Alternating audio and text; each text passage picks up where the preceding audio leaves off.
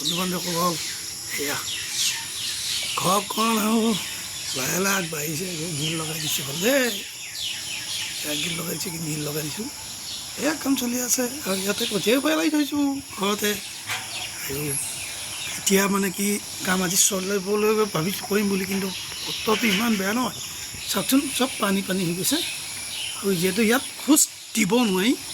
কেনেকৈ কাম কৰিম সেয়েহে কাম আছিলে ওপৰত আছিলে তিনিটাটো বান্ধা আছে তিনিটাটো ঢালিব লাগিছিল এতিয়া মানে কি ঢালিবলৈ পৰা নাই আৰু লগতে আছিলে এই খুঁটাটো জাম দিবলগীয়া এইটো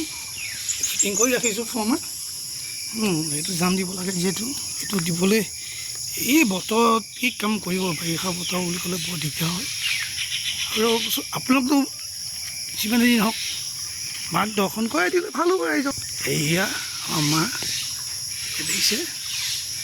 এয়া মা আছে দেখিবলৈ পাইছে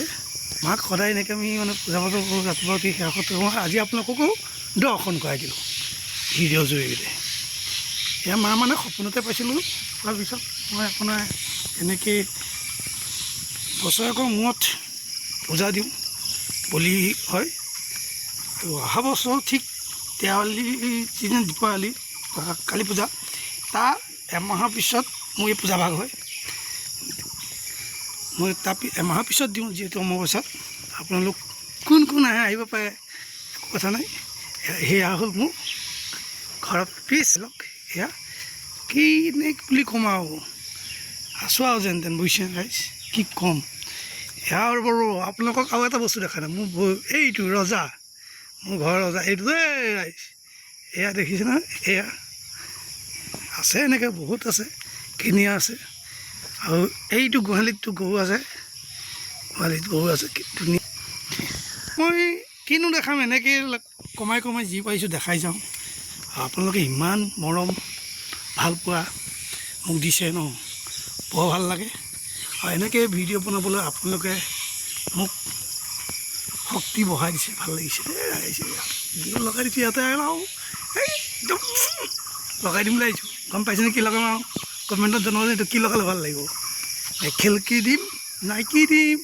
এবাৰ আপোনালোকে জনাই দিব আৰু আপোনালোকৰ কমেণ্টৰ ওপৰত মই বাট চাম তাৰপিছতে নিশ্চয় ৰাইজ আজিলৈ ভিডিঅ'টো ইমানেই আৰু ইয়াৰ পিছত কি কাম হয় কি নহয় আপোনালোক সেয়াও জনাই যাওঁ যিটো ইটা আছে বালি আছে গিটি আছে সমস্তখিনি আছে কিন্তু কাম আজি মানে কৰিবলৈ নোৱাৰিলোঁ কাৰণ কিয় মই ৰাতিপুৱাই কওঁ আৰু চাৰে চাৰিটামানত কাম ষ্টাৰ্ট দিওঁ ৰাতিপুৱা আপোনাৰ 5টা বজাত উঠিলে 5টাৰ পৰা আপোনাৰ 8টালৈকে কৰোঁ গা পা ধুই আকৌ ডিউটি যাব লাগে যিহেতু মই কলেজত পঢ়িও জানেই আৰু মোৰ ঘৰৰ চাৰিঘৰ পৰিৱেশ চবফালে সেউজীয়া সেউজীয়া সেউজীয়া মাজতে মই দেখিছেনে কাৰণ কাষত কোনো ঘৰ দুৱাৰ নাইকিয়া ইমান এটা ধুনীয়া জেগাত আছোঁ নহয় আহিছে কি ক'ব মানে গৰম নে ঠাণ্ডাই একোৱে গম নাপাওঁ আহিছে দেখিছে নহয় কেৱল যেনিয়াই চাই তেনিয়াই গছ গছ গছ গছ গছ চাওক কিমান দূৰ দেখিছে নাই এজন মানুহ নাই কোচলৈ যাব চাওক কি সুন্দৰ পৰিৱেশ এনেকুৱাবিলাকৰ মাজত থাকি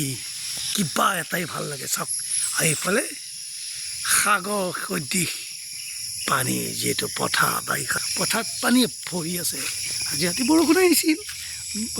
বন্ধু বান্ধৱসকল আজিলৈ আপোনালোকে আহিছোঁ আৰু ইয়াৰ পিছত আমি কিমানখিনি কাম কি আগবাঢ়াওঁ আপোনালোকক দাঙি ধৰিবলৈ চেষ্টা কৰিম যিহেতু মই কাম কৰি থকা সময় দেখাব পাৰোঁ সময় দেখাব নোৱাৰোঁ যিহেতু মোৰ ভিডিঅ' মানে কেমেৰা ধৰা মানুহ নাই সেইকাৰণে নিজেই কোনোবা সময়ত ধৰিব লাগে বা ক'ৰবাত থুবলৈ পেলাই কৰোঁ ষ্টেণ্ড কিনিবলৈ পইচা নাই দুখীয়া মানুহটো সেইকাৰণে আৰু বেয়া নাপাব ৰাইজ আপোনালোকৰ আশীৰ্বাদ বিচাৰি মই প্ৰান্তিক ডেকা